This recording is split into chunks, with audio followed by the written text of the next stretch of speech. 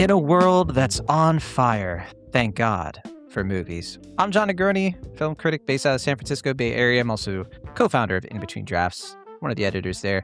We have a special bonus episode for you all. Very exciting because we have one of our best friends of the show. Haven't had him on for a while. This is actually, he's making his Thank God for Movies debut since we rebranded from Cinemaholics. It's been too long.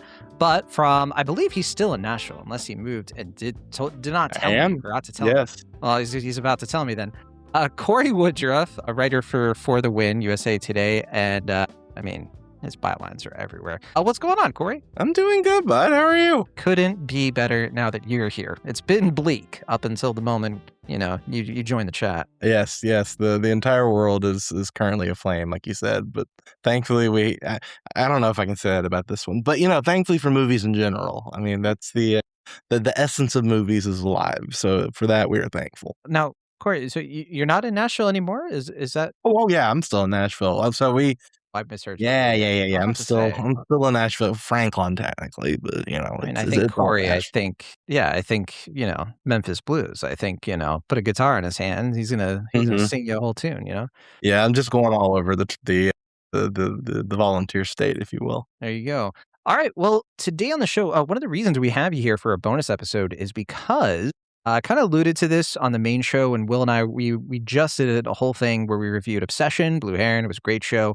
Everybody loves it. Everybody's been praising about it. It's all anyone can talk about, weirdly enough. It's kind of creepy, actually. But we didn't talk about the big release, big in quotes, over the Memorial Day weekend, which was The Mandalorian and Grogu. Sorry, Star Wars, The Mandalorian and Grogu. And Cory, thank you for volunteering. And that's me asking you to volunteer to talk about the movie with me because, Will had no interest. Well, I mean, the real reason he gets scared during Star Wars movies, it's kind of he has nightmares about about baby Yoda. So that's that makes it a little tougher. Yeah. I don't think he appreciates the Jim Henson-ness of the Dave Filoni, Jon Favreau stuff that they've been doing with Mandalorian. Yeah, we sent him a Kermit nightlight for his birthday one year, and he immediately threw it in the trash can. Like the idea of waking up with that light just like beaming on your face. He's terrified of any puppets, Muppets, Sesame Street, and doesn't fly. Like he gets very worried that the puppets are coming for him, which maybe they're coming for Saul. Who knows? So sad. Yeah. Before we talk about the movie, though, Cory, real quick, we're heading into the summer season. I kind of want to get a read on what's on your radar right now. We have I Love Boosters as a movie we haven't covered yet, but Will just saw it tonight actually, and that's out in the ether. We're thinking of maybe doing an episode talking about Tuner pretty soon. Yeah. And we have Backrooms coming out. Pressure is coming out. I actually was supposed to go to a screening for Pressure literally right now, but I ended up canceling on that one. I'm going to see it later this week. But what's on your mind movie-wise? I'd say in the next couple of weeks, obviously Disclosure Day is, everyone is excited for that. That is not me. I'm the Debbie Downer. You're not excited? I just don't think it looks that interesting. I don't know. Interesting. Well, he's holding back. I think that's what, he said that he's not giving anything away in the third act. So it's I think that this is a very, we want to sell you the mood and the name type marketing campaign. And again, he can get away with that. I'm just, no matter what though, I'm gonna rewatch Close Encounters of the Third Kind just in case it's a secret sequel. Just in case. I've been wondering that since the Super Bowl trailer. I don't think it's not, and that's because I think he owns the rights to it probably. So it's he could take it to Universal from Columbia if he wanted. I've wondered this. We're about to find out. Toy Story 5 obviously is coming out. I'm just every time that. Again, this is the only one. This is only the second sequel they've done since the third one. But every time that they've gone back to this, it's just terrifying. Are they going to finally screw it up? Is this going to be the one where it's just we've crossed the line? They got really lucky with 4. I think 4 was the closest one where it was this could have not gone super great, but still went pretty well.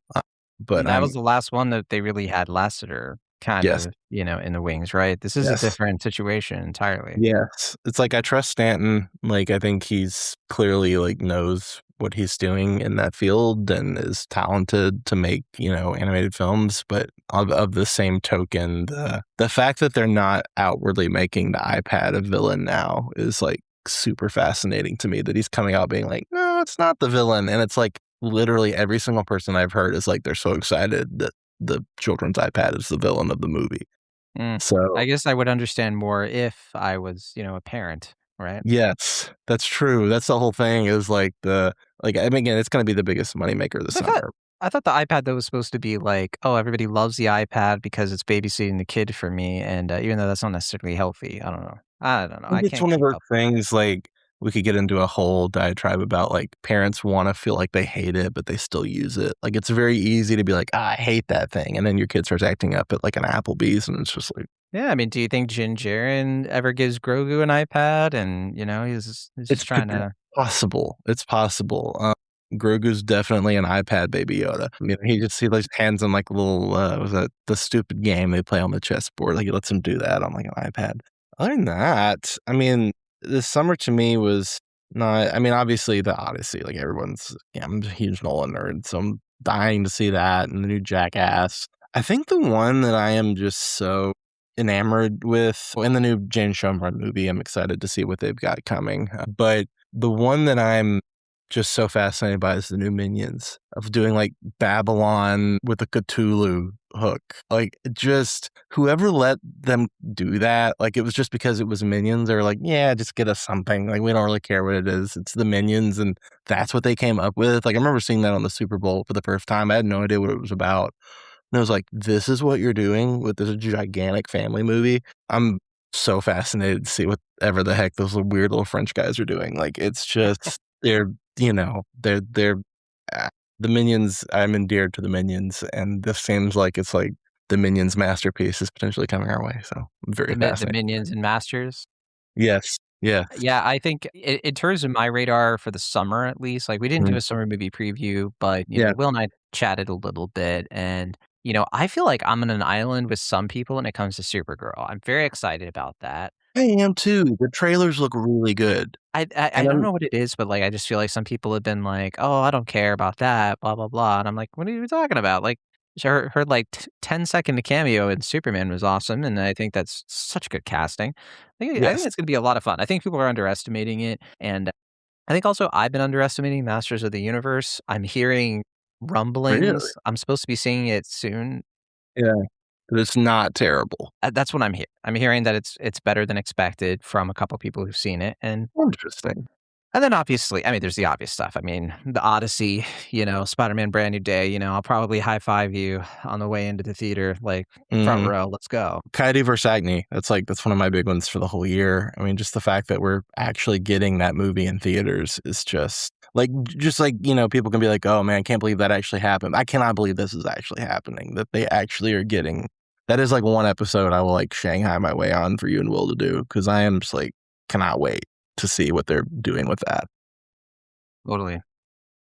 Then, God, what else? Not the new Nicholas Winding Refn. I hear that all the stuff out of, cons for that made it seem like it was insufferable. There's some smaller stuff that looked good that was kind of earlier in the summer, but yeah, I mean, it's summer. There's good stuff. There's, now we have a new scary movie because everyone's going to be offended apparently. So that's what Yeah, they're, yeah. I'm yeah, offended that this movie's coming out. it's gonna make so much money too. The tracking on it is it's probably gonna outdo Masters of the Universe that weekend. Just crazy. I could see that. I could see I know it made a lot of people's top 10, box office wager lists, and I think that's probably fair. It'll probably be close to the bottom, but probably will still make plenty. I mean, it's gonna be a stacked summer. There's Mhm, not too much that I think is gonna be too surprising. So, Star Wars: The Mandalorian and Grogu. This is a new Star Wars film. I mean, we haven't had a Star Wars film 7 years. But mhm, this one is unlike almost any other Star Wars movie. I guess the closest analog you could have to this would be the 2008 Star Wars Clone Wars movie. mhm. It was like an animated film, kind of a gimmicky thing that they released just a few years after Revenge of the Sith. Kind of was just like a TV movie, a backdoor pilot that they just put in theaters because money. And this is kind of like the flip side because it's like a show that already exists. The backstory here, and Corey, I am going to ask you what your background is with The Mandalorian as a show here in a second. But for the listeners who might not be aware, which I doubt, I think plenty of people have heard of The Mandalorian. It was kind of like the first Disney Plus flagship show. It was the first one that really kind of proved the concept that Disney Plus would be viable, that it could produce water cooler shows in an age when there aren't really water cooler shows. And it was enormously successful. One of the reasons it was successful is because First of all, it was just like an original thing. It was set in its own sort of like part of the timeline. It was removed from like the Skywalker sequels, years and years before Force Awakens even, but also in like a version in a part of the Star Wars timeline after Return of the Jedi that hadn't really been mined much, if at all, really, by Disney at that point, just in like the expanded universe stuff, you and I and people older than us grew up with. So Mandalorian comes out and it's centered around like a bounty hunter and it's live action and it's like a stripped down format. It's Gunsmoke. It's like this kind of sci-fi Western that's essentially doing the episodic monster of the week. We're going to go to this place. We're going to meet some people. There's some bad guys. And the through line is that we have this adorable baby Yoda character, like this practical kind of half CGI, half practical puppet character who just instantly became like a phenomenon in terms of like people love this thing. It got merched to all hell. And for about 2 seasons, I mean, Mandalorian was kind of on top. I mean, people really were like looking at it as like a monolithic show. I enjoyed the first 2 seasons quite a bit. I do think the second season got a little bit wacky at times. Everything started to fall apart with Book of Boba Fett, which was not good at all. It was very strange. It was starting to show like Dave Filoni, I think, who was one of the showrunners, and like he and Jon Favreau did a lot of the development for Mandalorian. Dave Filoni, of course, who comes from Star Wars, Clone Wars, and even back into the Cartoon Network days, and carried it over with Disney. He's done shows as well as like Rebels and Bad Batch, and just this kind of like expanding universe of like TV stuff with Star Wars. And Disney loves him because those shows were pretty successful for what they were, and managed to like get good critical reviews, strong streaming numbers, all of that. So all that said, they found success in Mandalorian and Grogu, and then they started to be like, okay, we're going to start interconnecting these shows. We're going to do Book of Boba Fett, and it's going to do this, all this stuff.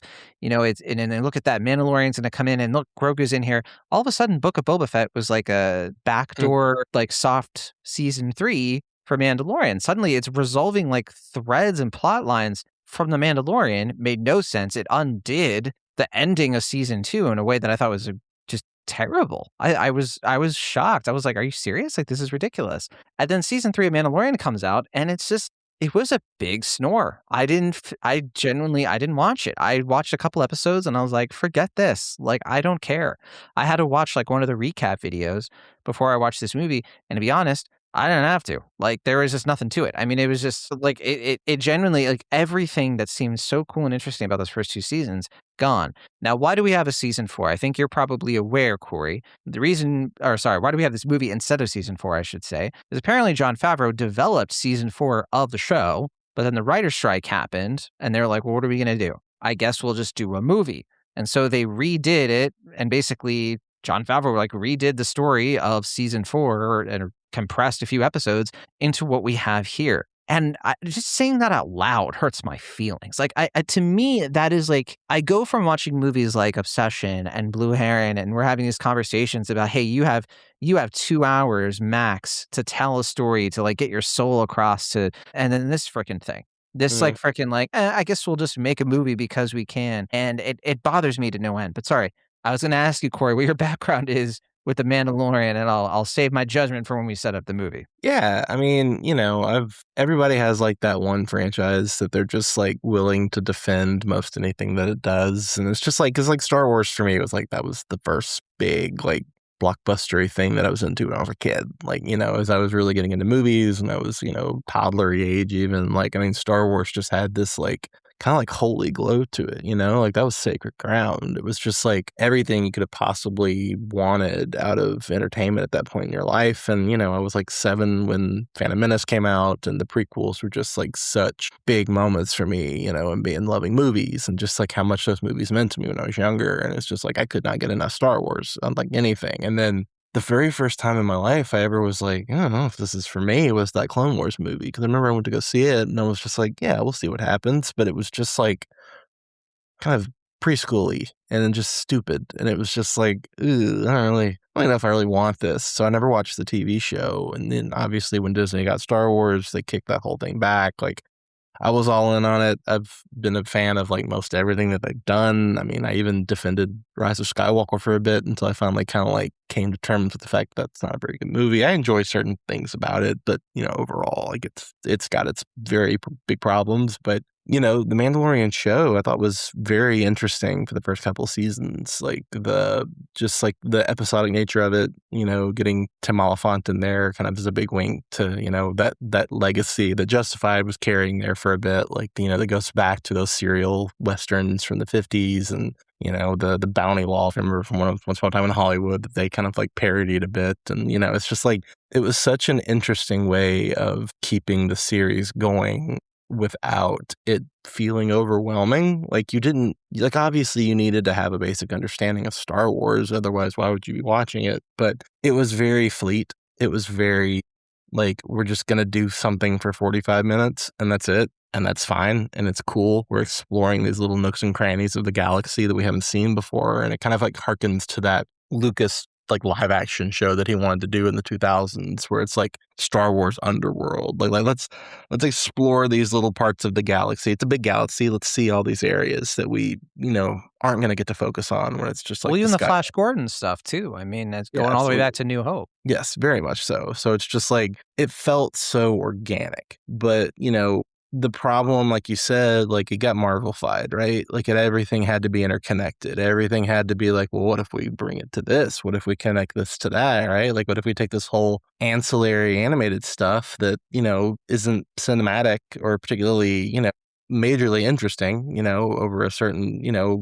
span of time and, let's bring these characters to live action, right? Like, it just became like the same thing that really bogged Marvel down as it kind of got homeworky. And it's just like when the Ahsoka show came out, it was just like, I didn't know. I mean, I had watched the first season of Rebels, but I never continued it. Like, who are these people? What are we doing? And it's just like the Filoniness of what he thinks is interesting in Star Wars really has started to creep and creep and creep and creep and creep as time has gone on and become very, very synonymous with just what Star Wars is in itself, other than just like a reading of what Star Wars is from a certain like line of what's going on out there. And I think Mandalorian and Grogu feels like this giant mission statement for what Star Wars is now. And I think that that's where I find so much dispiriting stuff, because a lot of the stuff I loved about the first couple seasons of Mandalorian, it's only here in just little bits and spurts. It's just like, it's not just like a fun side gig, right? Like, it's like, if I obviously love the theatrics of the films, and Star Wars we can talk more about just how much that means as an experience at the movies, right? But, this felt like a certain side of what Star Wars is kind of winning over even on the big stage, and it kind of is dispiriting to me in certain ways. I couldn't agree more. I have a little bit of, I don't know if it's a hot take. I don't know. I bet maybe I'm overstating it. Mm-hmm. But to me, Disney Plus is one of the biggest mistakes that Disney has ever made in general. I think the damage they've done to their own brand, and like, we're not feeling it that much right now. They're still riding high, right? But I just genuinely believe, I think it's like Bob Iger put all of his eggs into that basket, mm-hmm. right? And you gotta credit the guy for like basically turning Disney into like the empire, pun almost half intended. And it like the domination that Disney was experiencing in 2019, for instance. I mean, my God. And you could say that like with Disney Plus, like, well, it wasn't just because of Disney Plus. It really was because the pandemic just distorted so much stuff, and it put Disney Plus on a higher pedestal than maybe they intended. It disrupted so many things. That said, I think this stuff with Disney Plus was their plan. They wanted to do this kind of pipeline that you're talking about. It has just become so exhausting, and it has caused a lot of people to just look at the movies as kind of like not really the place you go to like experience like this IP. And like that enthusiasm, that excitement, that event energy does translate into the parks. And I don't think they're seeing that with the Disney Plus stuff. I don't think people are watching stuff on Disney Plus and being like, I gotta go to Marvel World. I gotta go see Grogu, over on Main Street USA. Like, no, they're not saying that. They're like, I can't go to Disney. It's too freaking expensive. You know how much I'm paying for Disney Plus? So like, yeah, I'm just saying, I think that like losing that appeal, losing that kind of like, these were special. And they knew how to pace them. There was a plan. There was a strategy. Now it's just like the point is to just feed us with constant content and hope that something sticks. And like you said, it's overwhelming. We should talk about the movie, I guess. I hate calling it a movie. I don't want to be a hater, to be honest with you. I'm coming in a little bit hot with it, and I want to, so I want to soften this a little bit by saying I totally understand people going into this thing having a nice time. Sure, like people had a nice time when they saw Clone Wars 2008.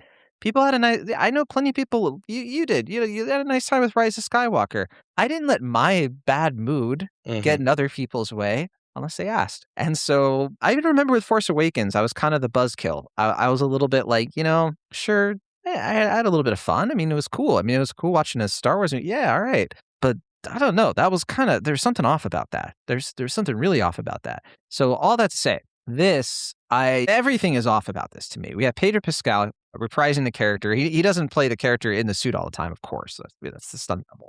He probably worked for like an hour. Like that's yeah. Maybe like one of the easiest checks in Hollywood right now is playing the Mandalorian. I know somebody who thought that. They were like, wait, is he in that? And I was like, no, that's not the case. The story, such as it is that essentially Pedro Pascal's character, Din Djarin, I think. I can never say it. Also known as the Mandalorian. That's People just call him Mando all the time, which never makes sense because it's Mandalorian, not Manda. Anyway, so Pedro Pascal, he plays this guy, this bounty hunter Mandalorian character who goes around. He's picking up bounties for all of these different Empire, baddies. He's trying to find, he's working for the New Republic. This is years after the Empire fell in Return of the Jedis, but there are still these Imperial leaders who are kind of working behind the scenes or trying to bring the Empire back, which also kind of the timing of this kind of feels weird because that's not really the mood of the US right now. I don't know any country that's kind of in that mood of we won. Now we just got to clean up the mess. And it's that would be nice, but only movies. Yeah. I mean, Well, yeah, return of the Cory. But no, man, we get into this movie and Grogu is back, of course. He's Mando's apprentice, and we just kind of start in the middle, one of their adventures, capturing people. Oh, here's another person we got to catch. And hey, look, we got to go find Rod of the Hutt, literally from Star Wars 2008, Clone Wars 2008, the son of Jabba the Hutt, voiced by Jeremy Allen White. Literally. Martin Scorsese is in this as a voice. Sigourney Weaver. Why? Yeah, big fat check. Oh my goodness. Yeah. And she barely had to do anything. It's one thing about this movie that I noticed too. And I should say it's literally a couple episodes of the show, just kind of pushed together, bigger budget. They called it after that. That's all this is. It is. And I've seen some people be like, it's not just two, it is a couple of episodes of the show. I'm like, what are you talking about? You can clearly tell. It is so obvious. There is no through line. There's no first, second, third act. Are you joking? Are you sick? No, there's no character change. Nothing happens at the end where you're and then they learned this lesson. No, it's a TV show. Everything ends. Crimes. That's kind of glossed over that. Of course. Wait, there's nothing to it. Nothing to it. Fine. My goodness. I lost my train of thought though that I was going to say before, but I don't know. That's probably for the best. I did not like this movie at all. I was so bored during this. It's nonstop action. Sure, the set pieces. You can watch this and I'm sure younger viewers will be like, "Whoa, that's awesome! Look at that explosion!" But what did we get out of this? What's the point? I'm not saying everything has to have this deep meaning, but compare it to something The Force Awakens, which I'm trying to pick a somewhat less controversial Star Wars movie, I guess. Not easy to do. But Force Awakens, sure. I thought that movie was quite imperfect in many ways, but it clearly has a theme. It clearly has you care about what's happening moment to moment. You want to see what happens next throughout the movie. This movie, all I cared about was the score. At a certain point, I stopped listening to people talk so I could listen to Ludwig Göransson's score because it's awesome. And it's the only thing about the movie that I found genuinely interesting. So tell us all about why you liked this movie so much. Well, yeah, no, man. I was just the whole time, just hooting and hollering in the seat. No, it's weird. This is the first time in my life, I've been around for 33 years. Star Wars has been a part of just about all of it. This is the first time in my life where I can actively say I went into a Star Wars movie and I really didn't have much emotion. I was just, I was interested. I've done a big deep dive of some of the movies lately. I finished the third season of The Mandalorian, which is there, it's fine. And I was hoping that this movie would maybe, in the best case scenario, capture a little bit of that spirit of the TV show to where it's like, I would at least have a nice time. I would enjoy it. It's fun to explore little areas of things, and it gets started like that. Like, I actually really enjoyed the opening, 8 minutes, because it just felt like a mini episode of the show back in the day where it's like we're on Makes Hoth. sense. That's where you start, and then the movie begins after that, right? Exactly. And then there's more. That's the problem. It's like if this had just been like a little short film they showed before like Toy Story 5, I'd be like, well, heck yeah, man, this is great. Like, sure. But, it's a very frustrating movie because it just, you feel, the meat sliding off the bone slowly and slowly and slowly until it just flops on the floor. Like, there's just a certain point with this one where I really feel like that there's just like, it's on an incline from when it starts. And it's like, I'm enjoying it for a bit. I'm like, okay, this is fine. Yeah, this is all right. But it just keeps getting just like, it's like sinking in quicksand. And I think that like, it's one of those things where you're comfortable in the atmosphere, but the more and more it goes on, the more and more you start to realize, like, there's only so much to this, and the stuff that's there is pretty flawed. I mean, I think they make one of the worst creative decisions in any one of these movies ever, like, on the level of, like, the somehow Palpatine returns stuff, that it's ghastly with what they do with, Bro to the Hut or whatever. But it's just like there were certain points of this movie where I was getting bored. I was just kind of like, this is dragging. This is not that interesting. It's very repetitive. It's very small in scope. They only go to like 3 different planets, which for a Star Wars movie feels kind of wild, or maybe 4 with Hoth, but it's just so like episodic to a point where like you can tell where they're just, using as much duct tape as possible to hold this thing together because they just only have so much to run off of. Like, again, if they had spliced this thing up and done like a limited series Mandalorian special and just put it on Disney Plus, I would have watched it in an afternoon and been like, okay, cool, whatever, and just gone about my life. But like, I have very strong, again, we talk about like the eventization of cinema. I mean, Star Wars defined that. I know Jaws was before it as an individual film that kind of got the summer mentality started in the mid-70s, but Star Wars basically, between what they did with the merchandising and how the public responded to it, like there was this perfect alchemy that created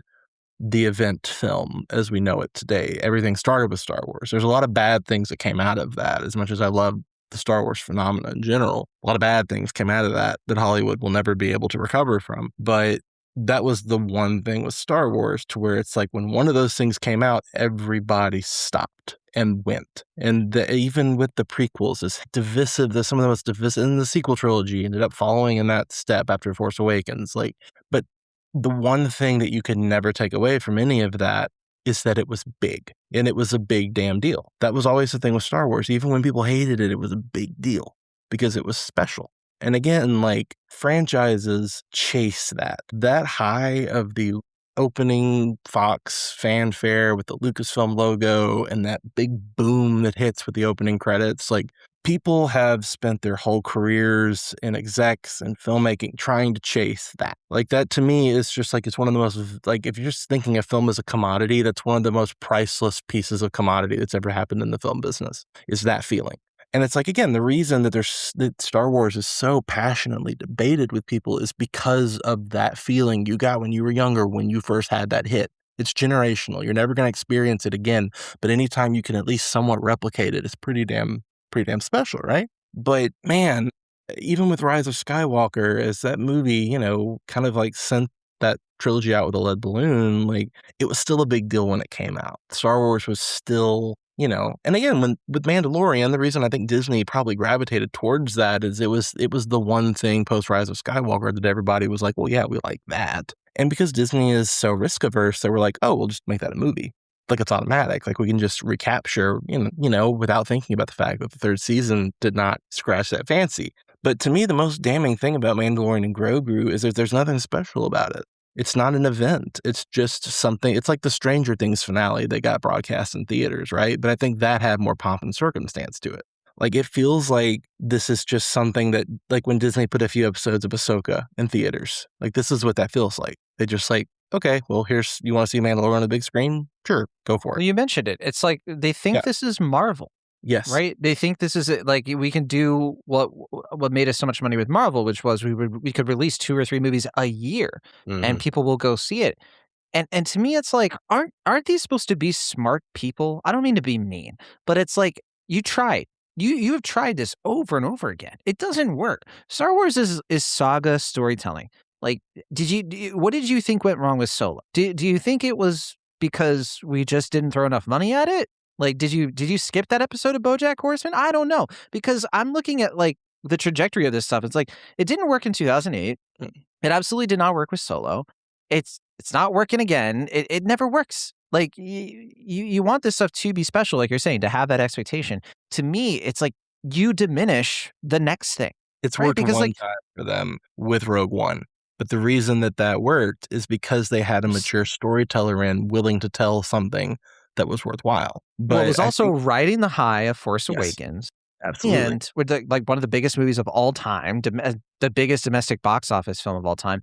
And not only that, but like the other reasons Rogue One kind of worked, not my favorite movie or anything, Mhm. but it wasn't nostalgia bait No, necessarily. It it's had a fresh. kind of its own vibe. It was like, all right, we're set in this own little corner of but in this case, it's like, here are characters from a TV show you might not have seen or that hasn't been relevant in years. Mhm. Right? And Solo, it's like, here's young Han Solo. Why? Why would I go see that at the movies? Even that movie was, like, fun. It was Like, at fine. least you yeah, it was fine. Like, it was, It would have been a TV show. You and I would have been high-fiving mm, virtually, yeah, right? like, Like, just the castle run in and of itself, it's like, that's pretty engaging. Like, oh, I'm down with that. Ron Howard knows how to get especially things to the end, es like especially if they had done the Phil Lord and Chris Miller version and just done, yes. like, a TV version of it. I mean, Mhm. my goodness, there's so much to mine there, and I think they also, like, again, though, like, they wanted to do an Obi-Wan movie, they wanted to do a Yoda movie, and then they were like, "Well, we'll just do, like, TV show versions of this," and it's like, "No, you're not getting the point," Mm-mm. right? It's like, what do people like about Star Wars? It's what they just think it's Force Awakens. It's like, "Oh, look, the chessboard again." Like, no, no, no. It was just an ecstasy of seeing this stuff on screen Mhm. again, but that's not enough. No. It would never would have been enough. Like, the movie would have No, flopped if that's because all it had been. Mandalorian and Grogu misses the key ingredient of a Star Wars film. Even the ones that people aren't crazy about, they still feel cinematic because they are envisioned by people that understand movies. And again, like Jon Favreau is, He directed Iron Man. he changed He knows how Hollywood. to do this. Yes, like he's one of the most consequential directors in film history because of what he did with Iron Man. Like, I mean, whether you like to think that about his filmography or not, like I don't think he's one of the greatest directors of all time, but consequential, yes. Like Iron Jungle Book Man, 2016 holds up, I think. Still a good yeah, movie. And, yeah. we don't have to talk about Lion King 2019. I sure don't. Sure. Why would I? I have a really funny story about that I'll share. So hold on, I'll do this real quick. I get out of that movie, I thought it was miserable. I'm with my mom and my grandma looks at me and she goes, "Cory, I don't know how they got those animals to do that." And she misspoke, but it was just like for half a second, I was like, "Did she think that was real? Like, does she I really think that Disney achieved one of the greatest feats of like mammal relations of all time? Just They like taught them how to talk yeah, taught them how to talk, taught them and how to sing. be boring, like, that's the whole thing, it's like, that's Yeah. yeah, it's just like, we were able to teach mammals how to be uninspired, it's That's crazy. how much they didn't emote, is that you could believe they were animals. Damn, now that's a performance. God, but yeah, like, it's just so, like it's so disappointing, and again, like, it's one of those movies where it's like, do I think it was one of the worst things I've ever seen? No. Like, I've seen tremendously worse things in my Of life, course, obviously. it's plenty watchable. But again, this is the first Star Wars movie to me that I don't think is gonna be worth debating. And even with the stuff that people hate, like Rise of Skywalker, Attack of the Clones, certain Oh, things yeah. like You could have they long conversations about it. exactly. Who can have a conversation about this unless you're like nerds like we are, talking about the problems with it, you know? Like why it's not worthy of debate, because it's not. Like in what world will a bunch of fans be sitting at, Galaxy's Edge with each other, waiting in line for Rise of the Resistance and being like, "God, Grogu, this man," it's just like going back and forth with it like they would about like Jar Jar Binks and, the Trade Federation and stuff like that. 'Cause Like again, those evoked a reaction. They made you yes, feel exactly. something. They were made by a director, a filmmaker. They were made to be films. They were made with vision. And again, the whole thing with Lucas is like, I know that George Lucas is such a divisive person, but that guy never gave a rat's ass what people thought about his movies. He made something that he felt like was worthwhile. And I think that that's why those movies have gathered, outside of just like the typical nostalgia, I think that they're still worthy of discussion, even if you don't like them, is because they are artistic visions. Maybe flawed, sure, but they are visions by someone who understands the medium and is trying to make something bigger than the audience itself. While this, it's just the Filoni-esque Disney Plus mentality of we're just going to give you something. And maybe it works, maybe it doesn't. Maybe it's Andor and it's pretty damn tremendous and pretty well suited for television. Or it's Ahsoka and you're like fast forwarding through it because it's really, really boring. But it's something and it's going to get the analytics and it's going to be Star Wars. And maybe we'll do Star Wars as the Goonies this time. You know, it's just like stuff like that to where it's just like you are just making content. I'll stick up for Skeleton Crew. I thought that was a lot of fun. Was it? It just... Oh, yeah. I really like Skeleton Crew. Really? Okay. I will give it a chance because you said that. But I mean, it's the Daniels. I mean, and that the Skeleton Crew is an example of we have an idea and we're going to use totally new characters. It's not tied to this stuff in any way. There is like a character in Skeleton Crew, one of the pirates who shows up in Mandalorian and Grogu. But I mean, the Vane character, I think he's also in Mandalorian. Interesting. I should fact check myself on that actually, because I could be confusing Mandalorian. Anyway. See, the fact that we're even at the point now where you can have your brain scrambled like that, trying to remember something is like the whole problem. Is because like Star Wars Forever was just like, you know, it was just so streamlined. And that was also the genius of what Lucas did, is that somehow they managed to keep that thing with that episodic structure to where it's like, you got to keep it somewhat condensed. But now that it's Marvel-fied, it's all broken out into the open. It's escape contamination. And it's just like, now it's just, I don't fully understand everything. I can't watch the Ahsoka show fully because I don't have that relationship with all these like stories that have been told before, and it just becomes limiting, and it just becomes very hard to digest. And even with this, it's like, if you've never watched the Mandalorian TV show, you're gonna go to this movie and have no damn idea what's going on. Like, it's not something that just the average audience can tap into. And even with the Star Wars movies, there's enough of like a buffer to where it's like, yeah, you might want to know what's going on, but usually you can kind of capture that in and of itself, because there's to your point, this expects you to be a fan of the show, because they don't explain things like, why is Grogu his apprentice? How is Grogu able to use the Force? Why can't the Mandalorian take his helmet off? These are all things the show establishes, and I've seen some people say like, well, yeah, you don't have to watch a show, and I'm like, yes, you do. You kind of do. Like, you're saying that from a place of like, you have watched the show and you're not thinking through, like, the average person is going to watch this and be like, why should I care about this person and what they're doing? And like all the pathos that goes into like the whole relationship between Mando and Grogu is like very, very key to the show. You know, you brought up how repetitive it is. And then if we can dig in on like specifically, like this movie is just here. Okay, Mandalorian goes to a place. He has infinite plot armor, like never gets like severely injured. He gets like sort of like reversibly hurt late in the movie, but genuinely you know where that's gonna go. That's the whole thing. There's no suspense to it. It's just like, yeah, how do you think this is gonna get resolved? Like, it's just there's nothing, there's no stakes. But it's like he can get shot by blasters and he's fine. You know, there aren't any real threats to him. And every scrap that he gets into, it's like you're just watching the same thing over and over again. You're like, whoa, how's he going to get out of this? Oh, he just kind of got out of it kind of in a very basic, obvious way. It's like, oh my gosh, like now there are these swamp creatures. How is he going to, oh, he just kind of, you know, he found a weapon that kind of works. It's like, when is he going to do something clever? Like, when is he going to make a decision? Because this is what I mean when people are like, you know, it's a movie. What are you talking about? It's you know, the TV shows can be like movies. It's like, yeah, I get that. The language between like what's cinematic versus like what's a TV show have blurred for a long time now. But the thing that I think you and I are talking about is like what works for the TV formula is that kind of classic Western formula, which is it doesn't really matter that you have this kind of like static character who's just kind of gruff and stoic and gets the job done. The point is you surround him with interesting characters who can do fun things. Problem is Grogu can't talk. He just exists to be cute. Right. Yeah. So who are the characters that liven up questions with his like cognitive reasoning? It's just like he can't really make words happen, but he's able to discern that he needs to go do all this stuff. And it's fun because he's unpredictable and he does interesting, funny things. And like, he brightens up the otherwise drab, you know, stuff. So like who surrounds the character? Who kind of adds to? Well, there's kind of the co-pilot who disappears for stretches. You have Sigourney Weaver's character who just kind of is like, no, Mandalorian, you can't do that, like nagging him. And then you have Rada the Hutt, who is supposed to kind of be that character. He's not in it that much. And when he's in it, it is a grating performance. It is. The stakes of it. The stakes of it. I mean, first of all, it's ridiculous on its face. Like, how are you supposed to connect? He's a buff Jabba the Hutt. His whole thing is that he's stupid because he's like, I'm just going to win one more prize fight.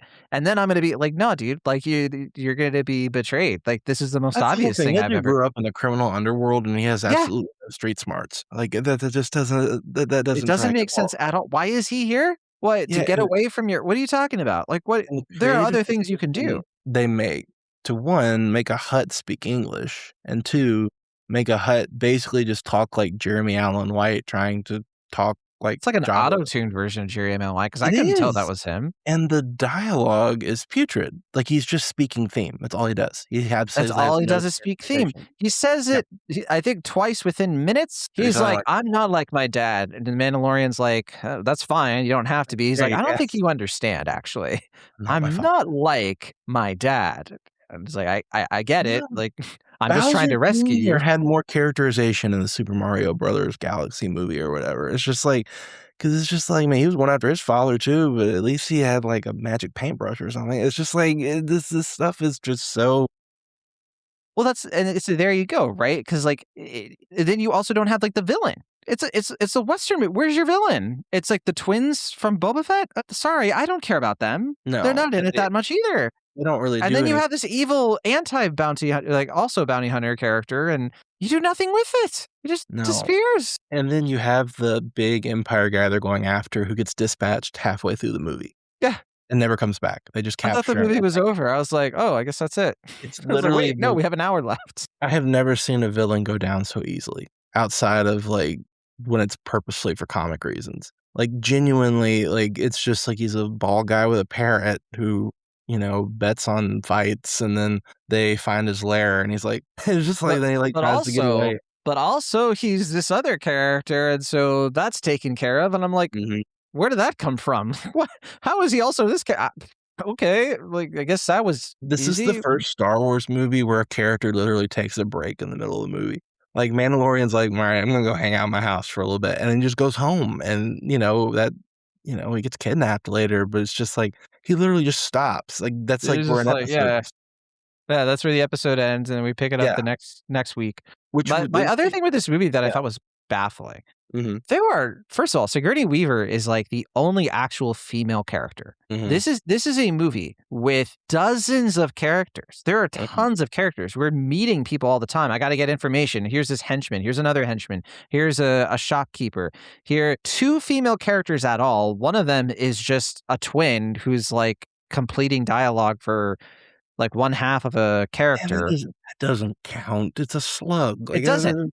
And they're also not in the movie that much, right? So like you literally start the movie and like Sigourney Weaver gives some exposition, the Hutt gives exposition. You have an entire stretch of this movie. It is I was like looking at my watch. I was like, it is almost an hour long. Not a single female character talks. Like, how does that happen? Like what? It matters because, and some people may be like, who cares, right? I was like, it matters because it makes this universe feel extremely small. And it's a sign of like how repetitive this movie is. Like every character is written the same. Every character just kind of has the same vibe. All the creatures. That's interesting. The nature of television is where like if you have a specific story where you only have X and Y characters, it makes sense to just spend time with them for 45 minutes and then move on. But this movie has an inability to expand its horizons because it only knows how to be a certain thing. And when you stretch that out into 2 hours and 20 minutes just about of like a real big epic movie, and all you can see is in front of your own nose, you're not going to get anything done. And everything starts to become just so monotonous. And all you can do to really sprucing things up are just cheap little fan service things like the little creatures in the big fight. That's the chessboard from A New Hope. It's like, there's nothing clever about that.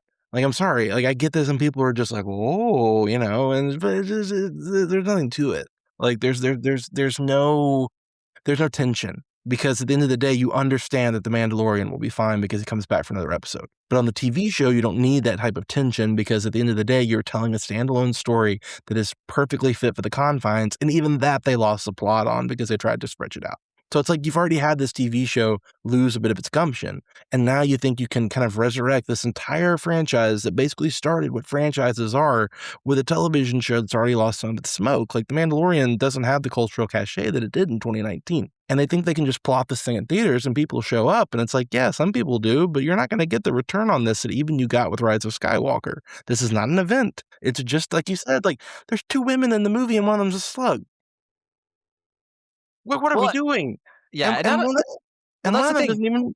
They thought clearly they were like, well, we're just going to do Indiana Jones. We're going to do James Bond, right? Where like it doesn't really matter that the character doesn't have an arc. Okay, but like first of all, there are plenty of movies where like they have an arc. It's just muted. But also those movies thrive on the villains. Those movies thrive on also the set pieces being very interesting and having way more like with watching Harrison Ford play Indiana Jones, like watching him act, first of all, but also like constantly failing and, you know, like being more mortal. That's a big plus of those movies.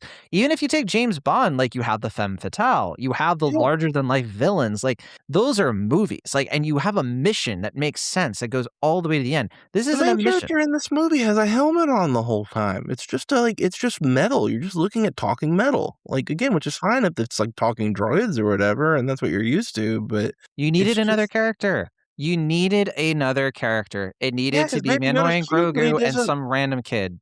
Or something. Again, I'm not trying to be rude. Baby Yoda's an idiot. Like he's a baby. Like he should just be a sidekick. Like he should just be a sidekick. Wait, this works if you have like a new character brought in who disrupts the status quo.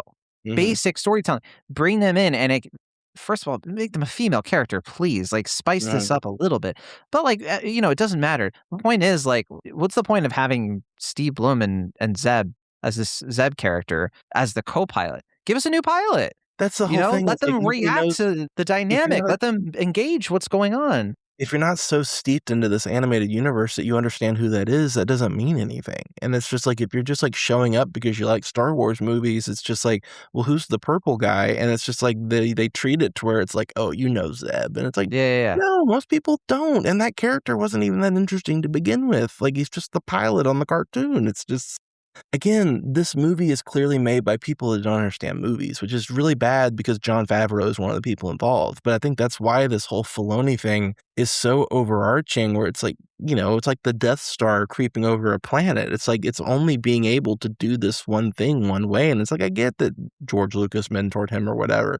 But again, he doesn't know how to tell stories in a cinematic fashion. He can only do it when you get 30 minutes and you're largely playing to children. Because again, like you can't have big emotional, like gripping stakes when you got to be out in 30 minutes. And, you know, with the Clone Wars, like everybody knew where that was going. So it's like, it's really hard to do arcs that aren't like so self-contained because like you knew Anakin was going to the dark side. But the thing with the prequels is that you knew that, but the way that they showed it, flawed or not, was inherently thematic. And this movie has no thematic backbone because at the end of the day, it's just so humdrum. And really, I think the most damning thing about the movie, truly, like if you strip all of this out, is that it's not even that great of a Mandalorian episode. Like it's like a so-so Mandalorian. Like you can actually get really good Mandalorian stuff in those first couple of seasons. Like there's nothing in this movie that's just like, even for the Mandalorian, that's interesting. Like, no, this is just like a decent, like when they go to the Hutt planet, it's like, it's interesting for 5 minutes because you've never been there. But once you got the lay of the land, it's not interesting to stay there. And it's just like, that's a huge chunk of the movie. Once you go to the Blade Runner planet, it's like, it's interesting for a second, but then you got to stay there longer. And that's the whole problem with the film format, is because on a television show, you can maximize that freshness just long enough to make an impact. But in this, it's just like, it's just bloated. Like, it's just like, you know, it's just a movie that just gets so enamored with whatever the heck it's doing that it loses all of its value for anything that it actually is doing that's proper. And I just find that to be so baffling I truly believe, you know, the richest cinematic universe you could possibly operate in. It's like you can do so many good things. Like Andor proved that. You can still do great things with the Star Wars universe. But it's like with this, there was just such a trepidation with doing anything overtly interesting that like, and again, I think that there's another context we can talk about to where it's like this movie clearly is like quote unquote for the fans.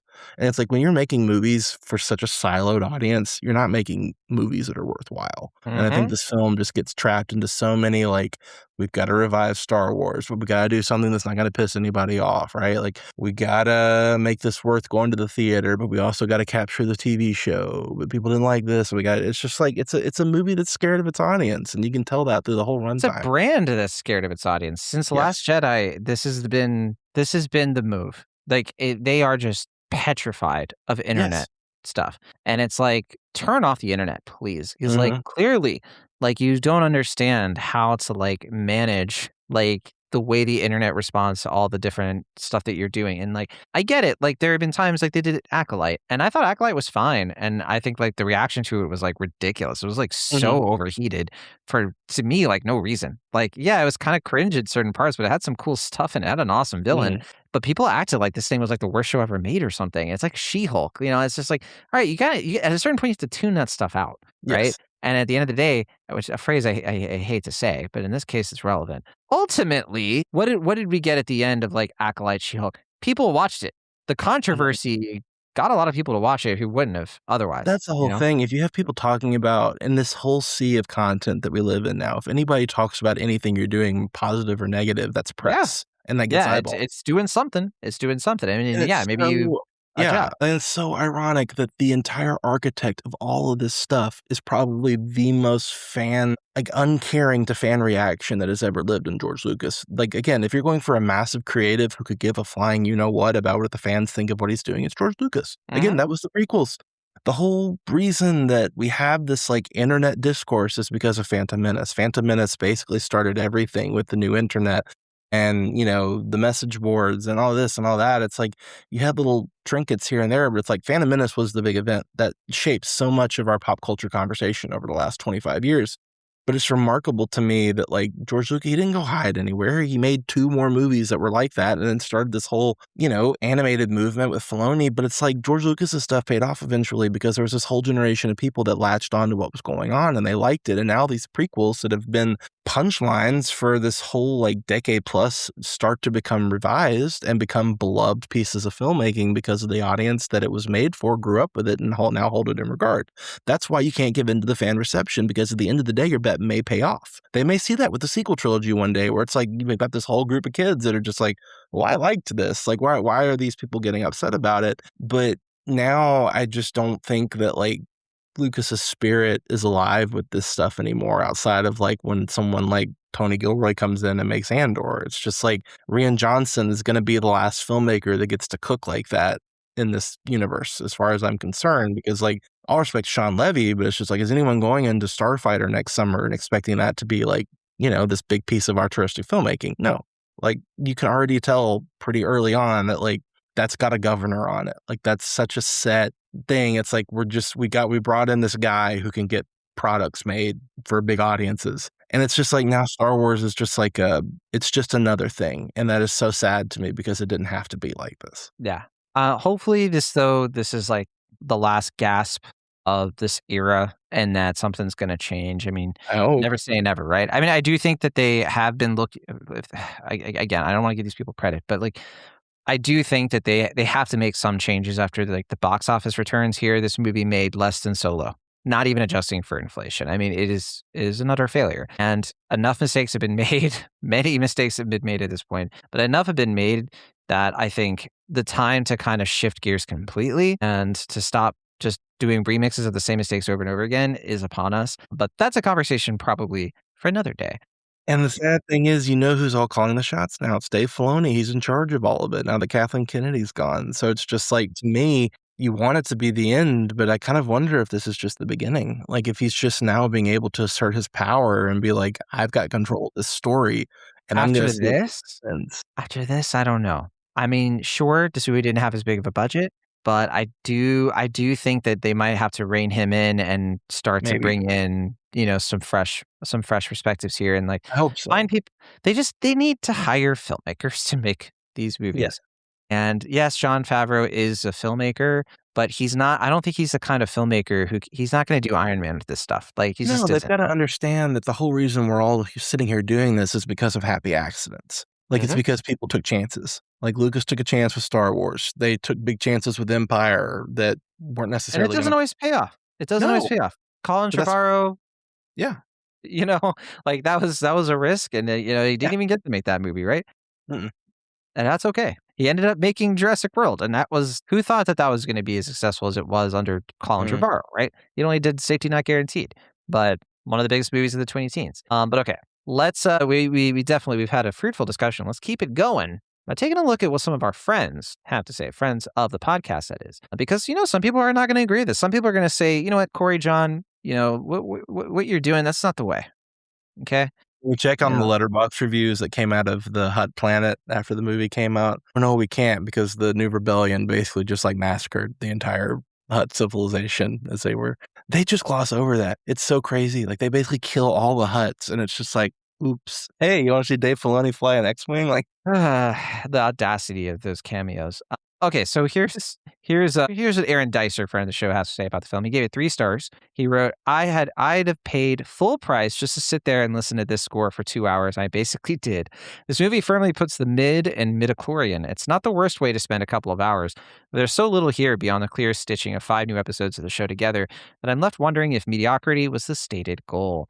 That's a pretty biting review for 3 stars. I was expecting a little bit of a y'all are being a little too serious, but no, Aaron has a chip on the shoulder. I know Aaron, he loves Star Wars. He's a big Star Wars fan. Let's take a look at Matt Serafini, our good friend. Matt didn't give this any stars, but he did write, something felt wrong about a Star Wars movie having opening credits. It was like an early warning.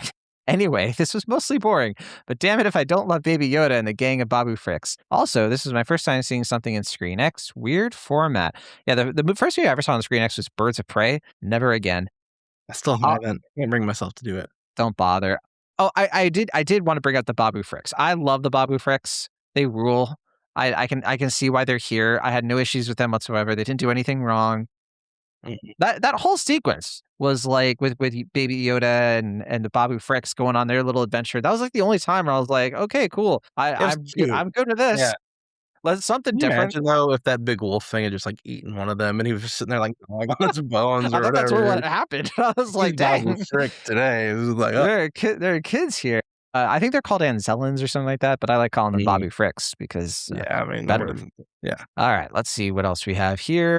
All right, Ryan Oliver, friend of the show, gave it 3 stars and a heart. Uh-oh, here we go. He wrote a lot here. I'm not going to read all of it, but he did say, on the one hand, it's easy to see right through the cynicism that led to this endeavor, and that can't be entirely shaken off. He goes in a little bit about like the Disney stuff and a lot of the stuff that you and I have talked about. Then he wrote, on the other hand, while that does put a damper on the film, it still somehow manages to be a fairly entertaining romp. Indebted to the adventure serials that inspired Lucas in the first place, refreshingly self-contained, I assume anyway. I only managed to watch the first season before seeing this, and I didn't feel like I missed out on anything. Full of swashbuckling and fun creature designs, among other things. Largely inconsequential, but at the same time, doesn't always have to be world-ending stakes. Audience was largely families, me and my oldest included, and they dug it. Really, my only big sticking point, other than the aforementioned seeing how the corporate sausage is made, is I wish they got anyone but Kevin Smith's DP to shoot this. Some very great VFX are done dirty by an often flat visual palette, which is a shame. Still had a surprisingly good time. I would also counter the argument of it's 3 episodes strung together with it's a whole season of plot shrunk to appropriate length. The vibes got me by in the one season I watched, but there was maybe 2 hours of story in a 5-hour season, so this felt appropriate. I don't know if that's quite true, because I feel like a season of Mandalorian, I mean, that's a lot of like stuff. And I feel like this was a stretching of like episodes, because like the raw stuff is clearly what you're doing. Mm-hmm. And I feel like, yeah, Mandalorian's like, there's a lot of characters you meet over the course of those 2-3 seasons. So, I just disagree. I wouldn't say I'm there with Ryan on that one. Now we got to check out what the river snakes Letterboxd said. The river snake said, I can't believe that this is the movie that I landed. I was hoping to get into the new Ari Aster film, Eddington. I auditioned for Joaquin's part. I didn't get it. Some interesting movie history there. But, hey, we all got to start somewhere. At least I'm not the Rancor. So thank you for the river snake from the Hutt twins lair. I mean, I thought the one big river snake, I was like, oh man, he's screwed now. Well, watch him get out of this. Oh, he just kind of got out. He just got out.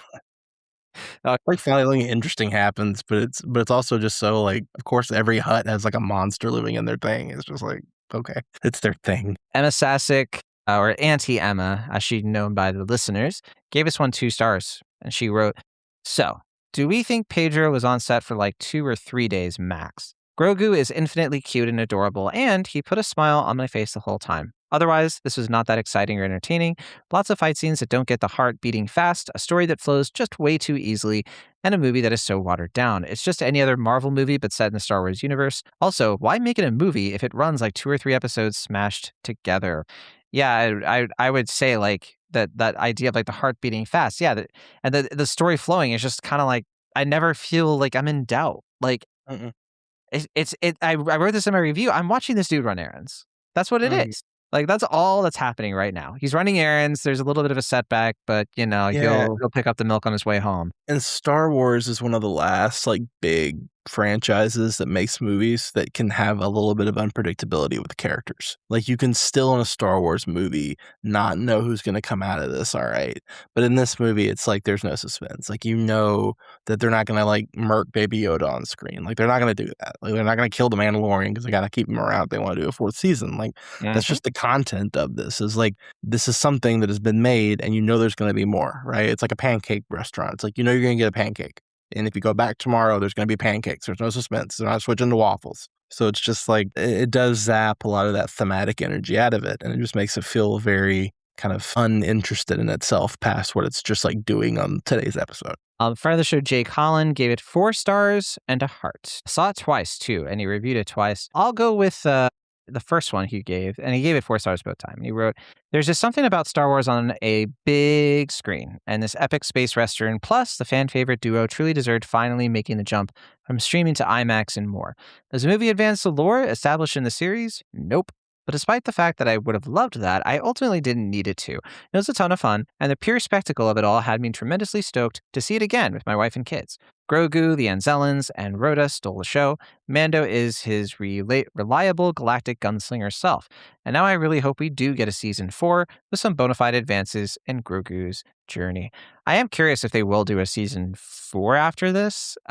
I don't know. I mean, I feel like there's after the reception of season 3, and I'd say this isn't getting. Somebody's got to pay for it, so it's just like, I mean, maybe if they just like return it to being more serialized, but like I don't know if like the box office, because there's the thing, this movie has no cultural footprint, which is just, can you imagine saying that about a Star Wars movie 10 years ago? Like that this movie just came out and it's just another movie that's out. Yeah, like nobody's talking about it. It is interesting because like so like Jake is kind of like around our age, and like this is for a lot of people like our age, this is the first Star Wars movie they are taking their kids to. Yeah. Right.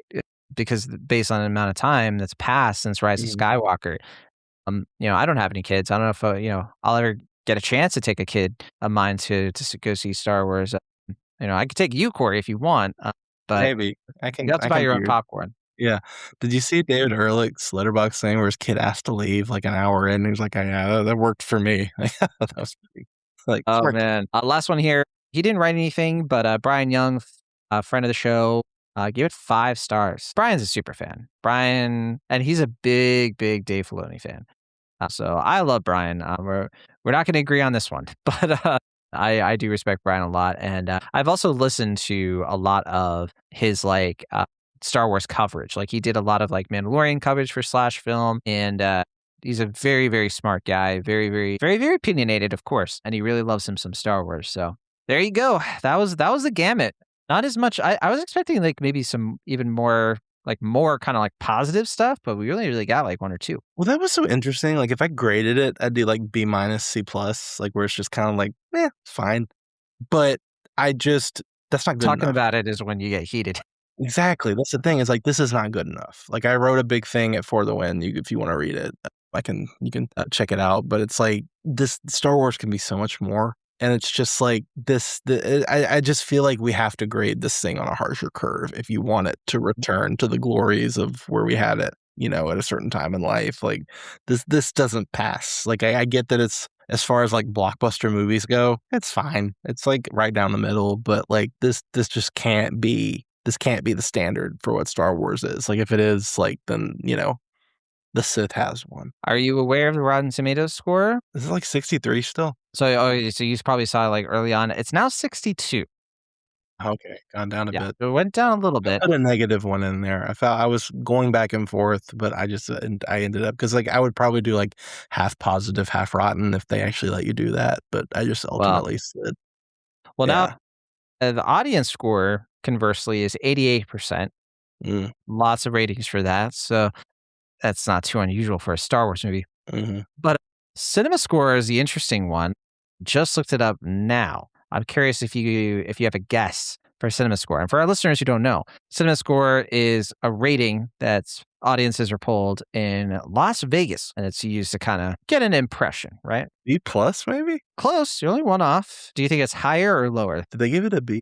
Well, they gave it A plus. They gave it an A plus? No, sorry, A minus. I don't know why I said A plus. A minus. What the heck? Yeah, I guess, like, I can see where, like, if people are just like, that was fine. Like, I get that it's just so low stakes, but like, I don't. Maybe it's because I just love the movie so much. It's just like I don't want to go sit and watch a long television episode for 2.5 hours and that be my Star Wars at the theater for the first time in 7 years. It's like, nah.